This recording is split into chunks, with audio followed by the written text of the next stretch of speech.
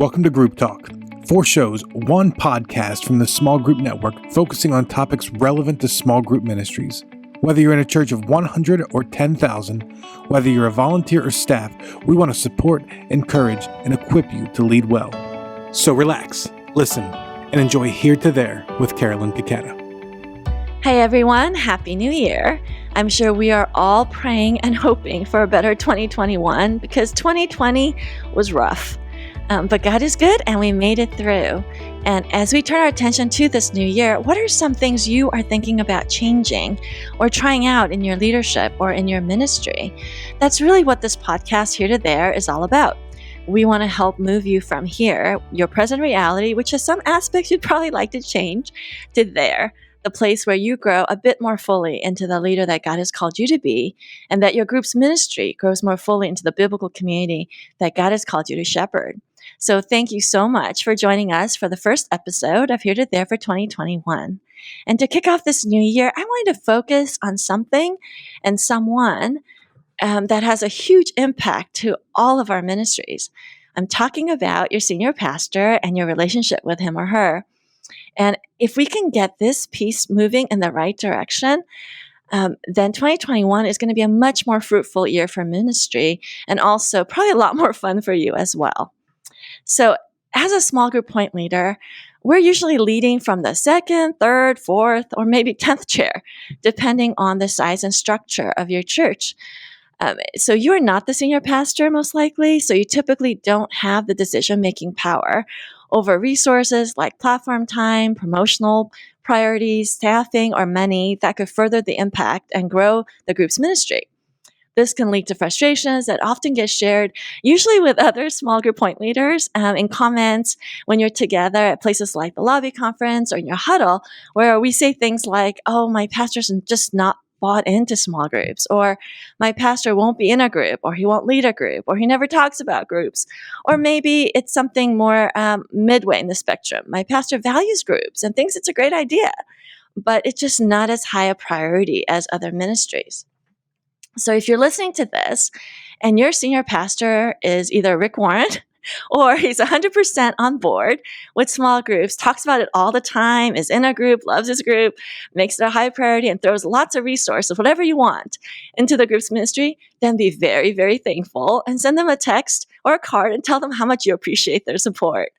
However, if you're like 99% of us and you're in a situation where your senior leadership is not 100% supportive, and you're wondering how you can get them more engaged in groups, then today's program will be especially helpful for you. So I'm so excited to have this conversation with an old friend and colleague, Alan White, who is not only an expert in all topics related to small groups ministry, but is also one of the funniest people I know. And I mean that in like the most positive way possible. He has a wicked sense of humor that I really appreciate. And if you've been on the Small Group Network Facebook page, you've probably seen Alan pop up now and then, and usually we're responding with laughing emojis. So Alan, thank you so much for being on the podcast. Hey, thank you, Carolyn, for having me back again. Yes. So Alan, you were one of my earliest guests on Group Talk when we started this 5 years ago. And actually, your talk had one of the best titles we've ever had. Do you remember what it is? You know what? I actually don't.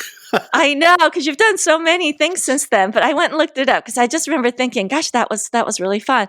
We called it, Should I Stay or Should I Go? Oh, that's right. About when the group should end. Yes, and when you can kick people out. Right, which is not something I usually talk about. Right, which is why it was such a fun conversation. Not get them. Which is why it was a fun conversation. It's something we all deal with.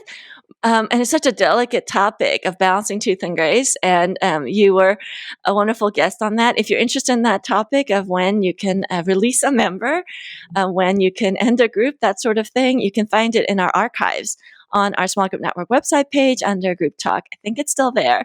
But let me tell you a little bit about Alan. Alan White has led small groups and discipleship ministries for over 30 years, which is amazing because you are not that old. You were 12 when you began. There you go. He's a pastor, a consultant, and an author, and he has coached over 1,500 churches in small groups and discipleship ministry, and is the author of 4 books, including his latest book, Leading Online Small Groups, Embracing the Church's Digital Future. And you also wrote one a while back, maybe last year, the year before, about senior leadership, right? I wrote a short ebook called The Senior Pastor's Guide to Groups, which actually talks about some research of why groups are beneficial and why senior pastors need to be a big promoter, which is what we're talking about today. Right. So it's actually the flip of this, but can be a really good resource. So we'll link that in the show notes so that you can access that. And it's an ebook, so it's pretty accessible. But yeah, I remember reading it thinking, yes, this is true. And I didn't give it to my senior leader, but the research really does bear that out. And we'll talk about that more in depth. So let's start here, Alan. So you travel all over the country talking and coaching small group pastors and directors. So when it comes to this topic of senior leadership commitment to small group ministries, where do you think most churches are? What have you seen? Well, it's kind of a broad spectrum, but I think for most churches, it's either they think small groups are important and they're not doing anything about it, or they hired somebody to be, in charge of small groups. And so their commitment to small groups is that they pay their small group director's salary. Or which is a good start. Yeah, it is. But then there are also churches, and I actually was in a church that was like this. I won't tell you which one because I only ever served two. But I kind of, at the beginning, it felt like discipleship and small groups were there for when people accused the church of being lightweight or too seeker focused or whatever, that small groups and discipleship almost felt like they'd point to me, like I was the complaint department. I mean, if you need something deeper, go over there. And it's kind of like, well, what's the church doing about it? Well, we hired Alan White. Go over there and talk to him. But it seemed like kind of a half-hearted effort. And I think a lot of churches would like to do better with groups than how they're doing.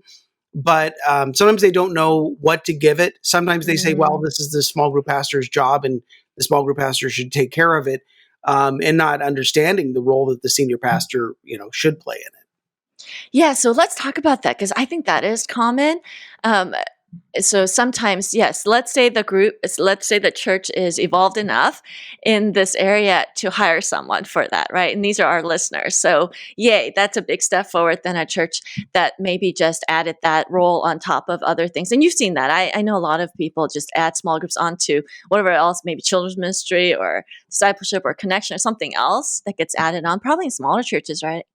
Yeah. Well, and even in the church, churches that are growing, that you want to do a lot of things. It was interesting. I've never purely had a role of only small groups. It's always been small groups Right. And the first church I was in, because we grew from 85 to 1,500 in 12 years, I had all of the adults, which included groups, but included everything else related to adults, all the children's ministry, and I led worship for a season. And I'll be honest, Carolyn, it was not a very good season. Why, jack of all trades. I think that's super common. And last month and this summer, we talked with Peter Clow, who's a vocational pastor, and they're in a smaller church, and even volunteers have small groups as part of their bucket of responsibilities. So just designating somebody to be your small group champion or point person, that may be the first step to valuing it in terms of senior leaders. Mm-hmm. So now what ends up happening, though, when you do that, and you just kind of alluded to it. So you've identified a few misnomers or false facts that we bought into in small group ministry world about this relationship between the point leaders and the senior leader. And one of them is exactly that, right? That small groups are our job or the point leader's job and not the senior pastor's job. Talk about why that's a misnomer. Well, it is that feeling that it's relegated to a department. And there's somebody in charge of that department, and the person in charge of that department is responsible for that 100%. So one of the things I go at is Jesus never said, go and make small groups, which is probably the exact wrong thing to say on this particular podcast. But he didn't. I think we would agree. Yeah, he didn't say go and make small groups. He said go and make disciples. And that's the church's mission. The church staff doesn't need to go off and have a 3-day retreat to figure out their mission because it's right there in Matthew 28. So our mission is to make disciples. Small groups are one of the tools you can use to make disciples. I think it's a very important tool, but I've kind of got small groups on the brain. And so if you think of this, the idea of the church's mission is not relegated to one staff member. It should Right. be from the top down. And so I think, for the senior pastor to not do it, and I know sometimes senior pastors are a little cautious because they feel like we have a lot of ministries in our church. We have a lot of staff. Yes. We need to be fair to everybody.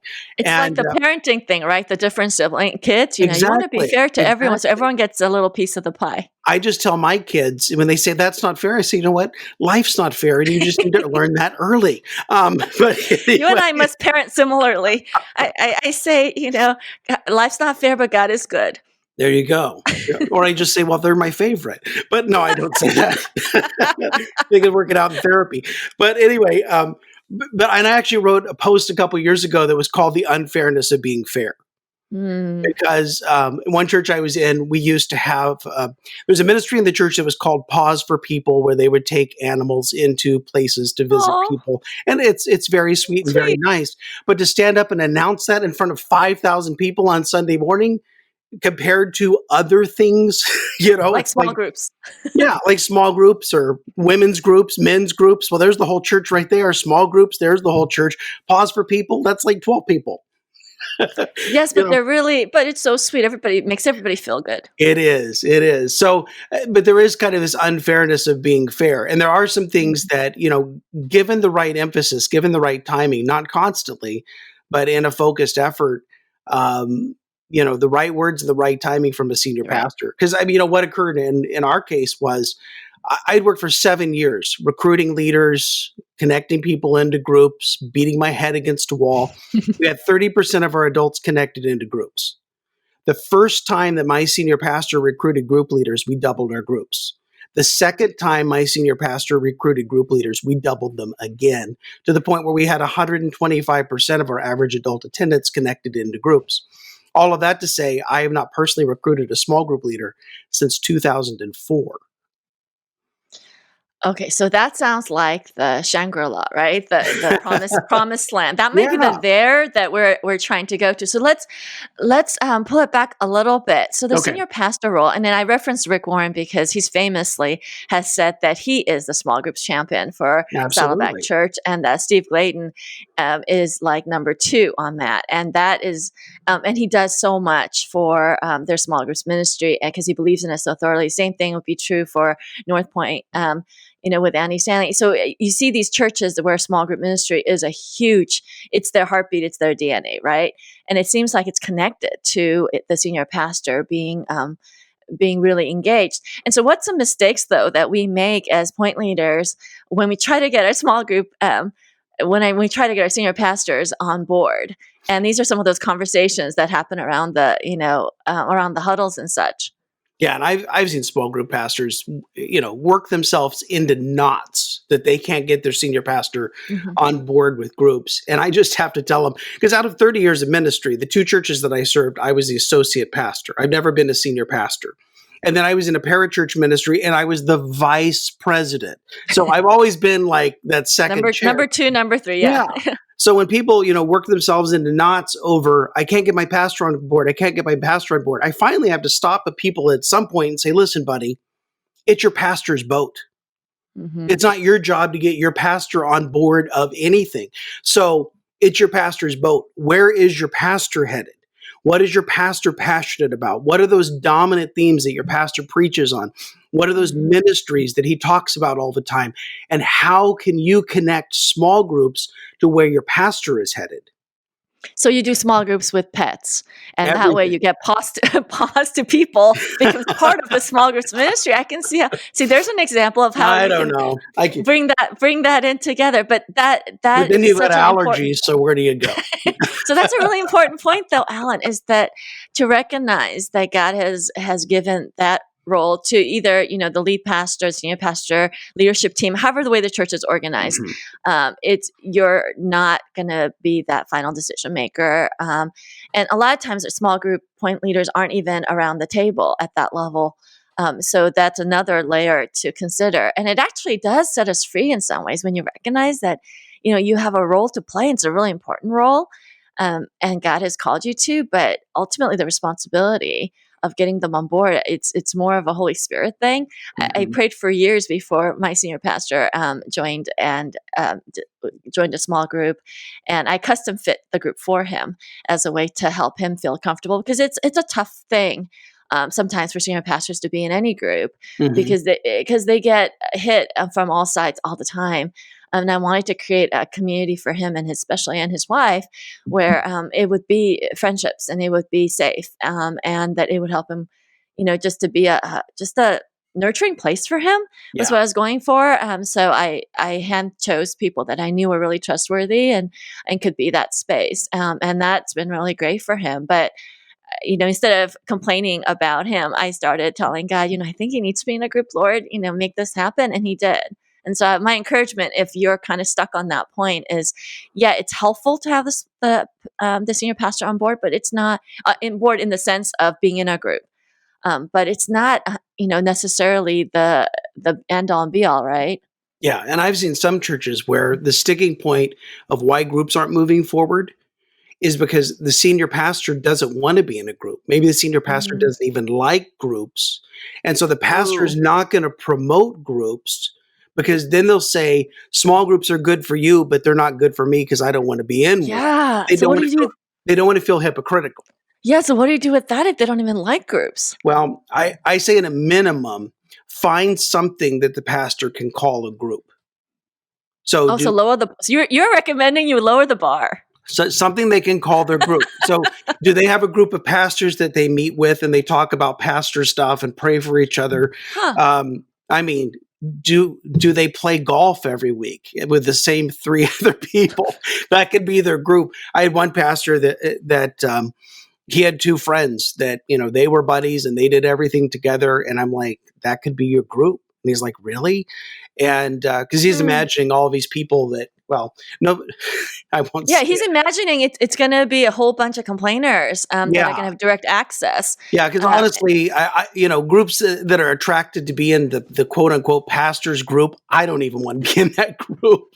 But yeah, and if the pastor is going to do a home group, then where you finally convince them they should do that. Then what you're describing of where's the pastor going to be comfortable, but also where is the pastor's wife going to be comfortable exactly. if Or she's going or to be or part of it. husband or Yeah, husband. our husband. There we go. I won't be I, won't mess up the genderism there.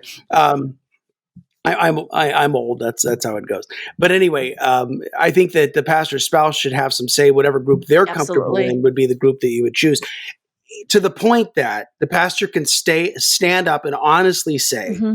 "Hey, the other night in my group," Yeah. because it's not those official announcements, it's not the slick videos, it's not the promos and the inserts and all of that sort of thing. It's just those casual asides in a sermon where the pastor references the group that they're in. Really? Do you think that's true? You think that has more weight than a wonderful small group story and a really slick promoted tearjerker video? I think it could add to it, but part of it is I used to do a lot of over the top promotion, say, get into a group, you're going to make some of the best friends you've ever had. And I'll be honest with you, Carolyn, I've had to go back and apologize to people Mm. because I mean, you can move heaven and earth, get people in a group and none of them like each other and they pray that it ends or that the Lord comes back, So Then you go back to the "Should I stay or should I go" there you go. There podcast you 5 years go. ago. But yeah, no, that's really good advice, though, to find to talk with them. I think also maybe the tone and when you approach that conversation. And I've made the mistake early on in my ministry of really wanting the pastor to be in a group talking about it, and I got kind of preachy and self righteous about it because I wanted that that the storytelling from the pulpit, and I knew it was going to have a lot of weight. And I think it just ended up making him more defensive. And then it got better when I really seriously got better when I started talking to God about it, and I started asking, "Hey, what's the resistance? Like, can you tell me what you're concerned about?" And they were so legitimate. I mean, you don't want to make yourself a target for some random people. And so his understanding of what he thought group would be and what I was proposing were two different things. So once we had an honest conversation about it, I was like, no, I would never put some random strangers into your group and not protect you. Like that would be a really bad idea. And so I went away, thought about it some more, and then God just brought to mind a few people that really they already had some friendships with, that were high level executive types that were really used to confidentiality, used to running at that level, and just made such a difference. Some of the wives were already friends. I mean, it was like just kind of, and it took time. And so I would encourage our listeners to pray through it and think about maybe they do have two buddies, and give them some grace with that. Yeah. I mean, you open up and you're vulnerable about something and there isn't the trust in the group, or sometimes people regard pastors as being something other than human, something other than normal people, like celebrities. You can say whatever you want about them and get away with it, but it's not true and it's not right. Yes. And I think that idea of if I divulge something to the group and it goes somewhere, somebody whispers about it outside of the group, then, I mean, that's a huge problem. So, I mean, like with anybody else, there has to be trust in the group. And where's that comfortable place? And so I think if the pastor can find that place, and maybe it's not unconventional, but something that the pastor can refer to as a group, then they feel more confident in promoting groups because they don't feel like a hypocrite. Exactly. I think that totally happened in our situation. And then also even beyond senior pastor, I think even for other staff on our team, other pastors, one of the things I said to our staff was, you don't have to lead the group. And that took a huge weight off. Same thing with the senior leadership. And the executive, I said, I would love to have you be in a group and you can form your group, but you don't have to lead it. Because if you just think about one more night away from the family doing some ministry, like that's tough when they already are doing a lot of nights. So I think just finding flexible ways where, you listen to their concerns, and their spouses' concerns are really legitimate. Their spouses tend to sacrifice a lot of evenings for them to be able to do ministry, and to recognize that and to form something around that. It doesn't have to look like every other type of group. So I think loosening that up helps with not, putting ourselves in knots about it. Is there any other misnomers before we move to where you give us the secret sauce to it all? I think those are the kind of the main ones, is that the small group pastor director is responsible for groups.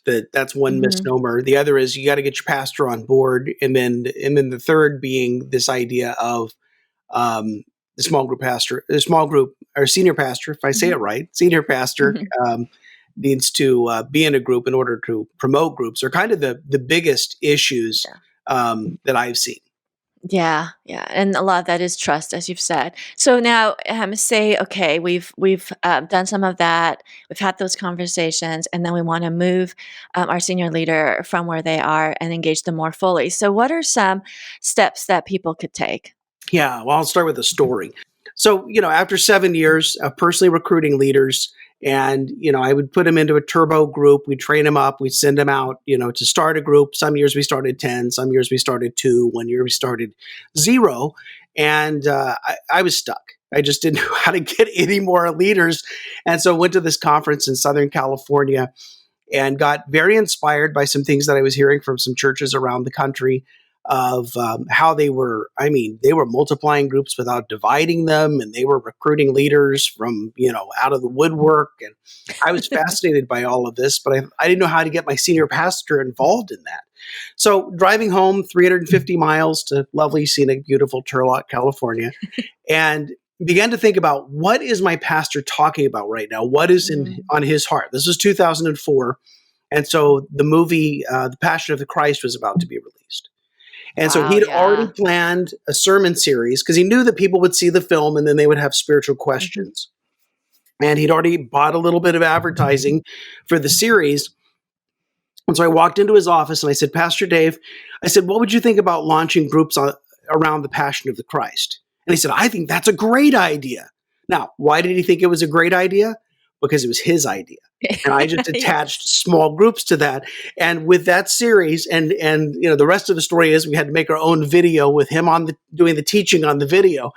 And but he stood up and said, I think kind of borrowed a few lines from Rick Warren, if you can push play and pour a cup of coffee, if you can invite a few friends, we doubled our groups in a day after 7 years of getting to 30%. And then we had 60% after one day of him recruiting.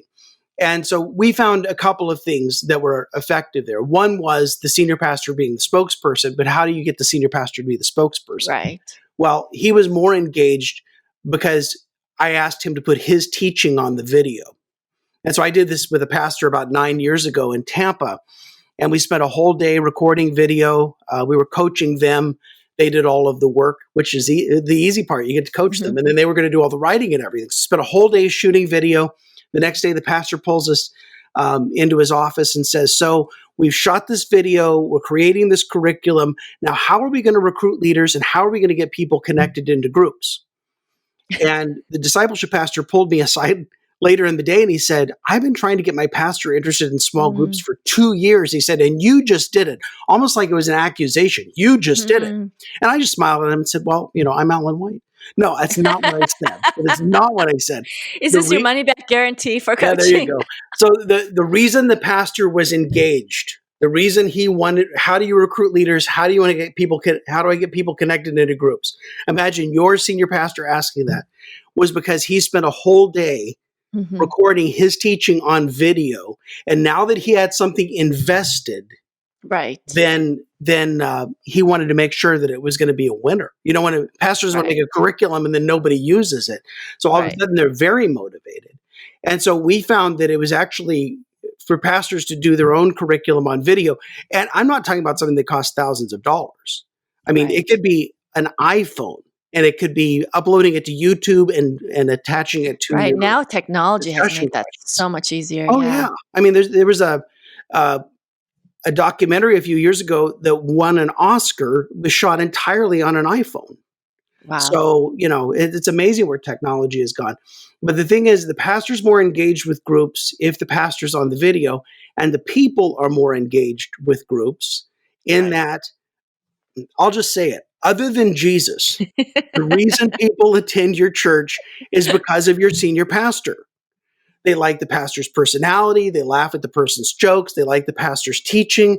Now, I usually caution people at this point and say, don't mention this to your worship pastor because it'll break. I was going to say, I think music might be up there as well.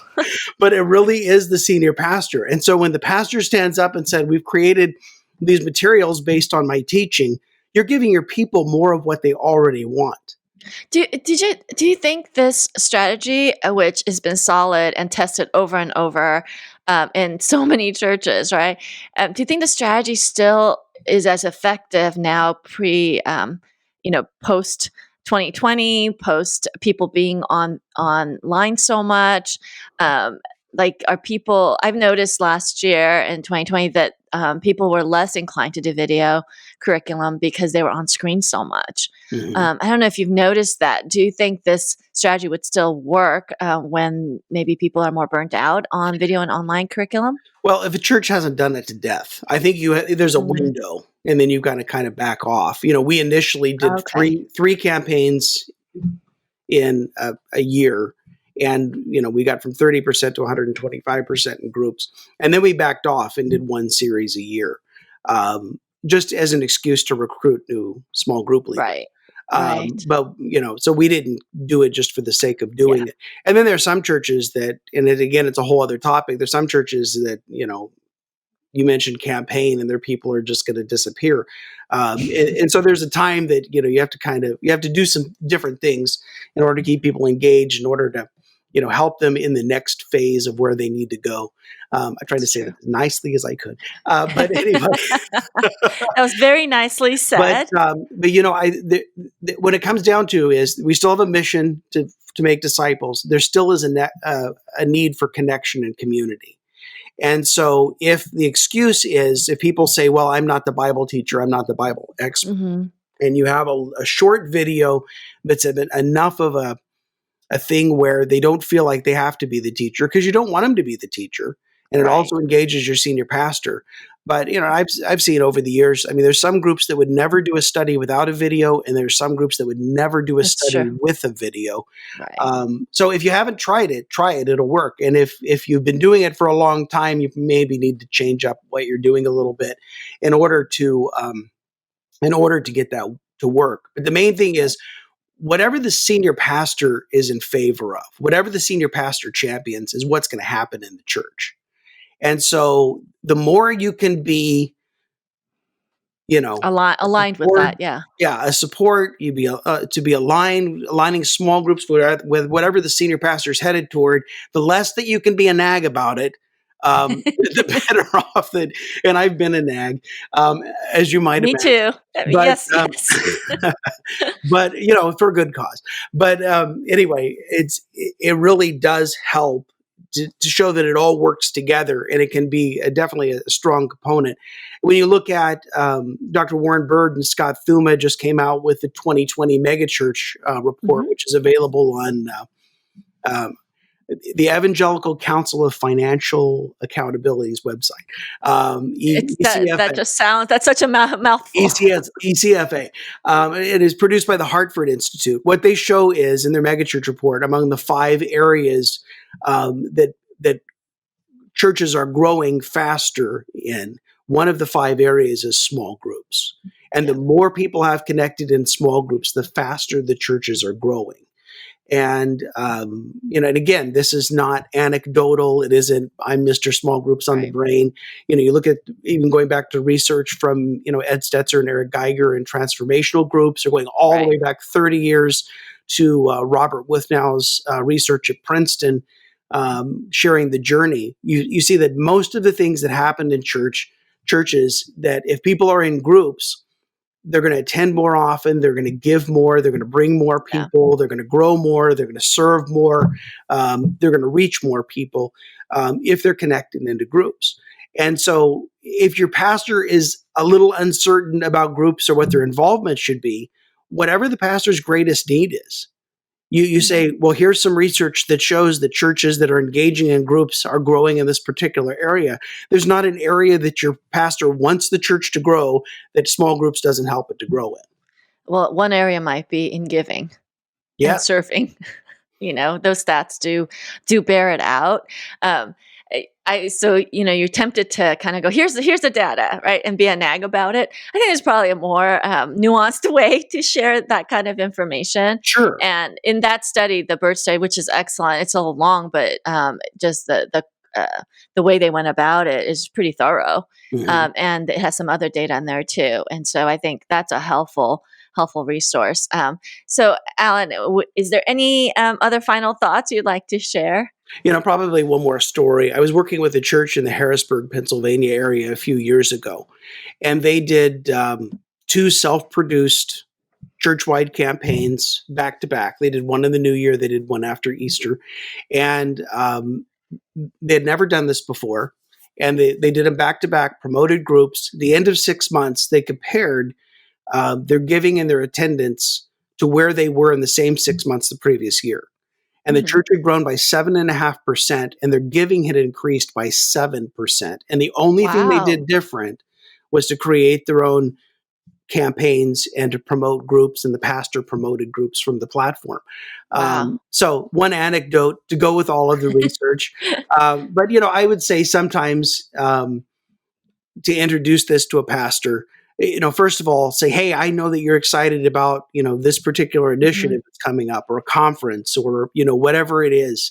How could we align small groups with that? I was thinking about a way, or, even to do this, Carolyn, and I tell people this all the time, say, I was listening to a podcast the other day, and this guy named Alan White said, and this may be a dumb idea. And you know what? If your pastor says, yeah, that is a dumb idea, blame it all on me. Like, this dude from South Carolina told me this. Yeah. And just throw it out there. But if your pastor loves it, then it was your idea. Yes.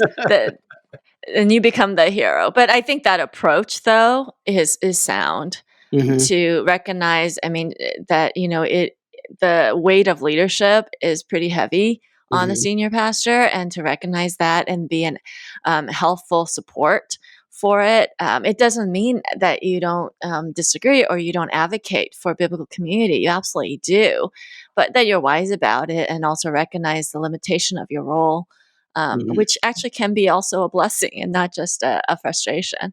Well, and just by virtue of the office, the senior Mhm. pastor carries the vision and the leadership of the church. Right. And so, as much as you can get whatever you're doing in line with the Right. vision and leadership of your church, the better off you're going to be. That doesn't mean the senior pastor is going to be your best friend.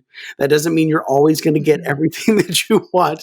But what it does mean is you're going to be able to get further faster. Because I mean, think about the ideal scenario, Carolyn, is the pastor recruits the leaders recruit the group Right. members. And then if as a small group pastor or director, you pour your energy into coaching and training, you're going to get a lot further faster than you were doing it the other way. Yeah, absolutely. So true. Alan, you have a website, allenwhite.org. It's ALLEN, white.org, where you can find Alan's blogs. He's actually a terrific writer as well. And his books, his courses. You can also make an appointment with him if you just want to talk to him about what's going on and see where he can help. And Alan is also part of the small group network and leads a huddle in Greenville, South Carolina. And you That's have no right. accent because you're a California person. Well, actually, I grew up in Kansas, so I really have no accent. No accent. Maybe that's why. That's why there's no accent, but he is in South Carolina. And you can also, of course, interact with Alan on our Facebook Small Group Network group page. If you haven't subscribed to that, go ahead and do that because there's a lot of great content and community and fellowship on that page. I love that, hanging out there. Thank I you, do Alan, too. so much for your wisdom, and God bless you and your ministry to churches. Thank you very much, Carolyn. Well, thank you all for listening to Here to There. Until next time, remember, we are better together. Hey, Small Group Network family, Jason Banzoff here, Group Talk producer and Small Group Network creative arts director. Thank you so much for tuning into this episode of From Here to There, and thank you so much to Alan White for being on this episode. I've gotten to know Alan a little bit over the past couple of years, and I gotta say, he's been one of my favorites in small group ministry, but don't let him know I told you that. Now, before we go, let's talk about virtual lobby. Due to the COVID-19 restrictions in California, this year's annual lobby gathering will be held live online. And the lobby is one of the nation's premier small group training and networking events. This year's event will run from 9 a.m. to noon Pacific Standard Time each day, and will start off with a general session in the first hour, followed by various breakout sessions on every small group hot topic you can think of. Speakers include Steve Gladen from Saddleback, Bill Willits from North Point, Jared Kirkwood from Mariners, and Dave Enns from North Coast, and over 40 breakout session speakers. Get 30% off now by using code SAVECASH. That's SAVECASH. Visit smallgroupnetwork.com/events to register you and your team today. And thank you for listening to Group Talk. We invite you to subscribe to our podcast through iTunes and get new episodes downloaded automatically. Also, if you enjoy this program, please take a few minutes to give us a positive rating on iTunes so that other small group point people can find us more easily. We encourage you to visit our website at smallgroupnetwork.com to access our library of free resources, connect to a huddle with other small group ministry leaders in your area, read our blog articles, or join us on our Facebook group. Don't forget to use the hashtag SGNet when engaging with your social media channels. Thank you for your support.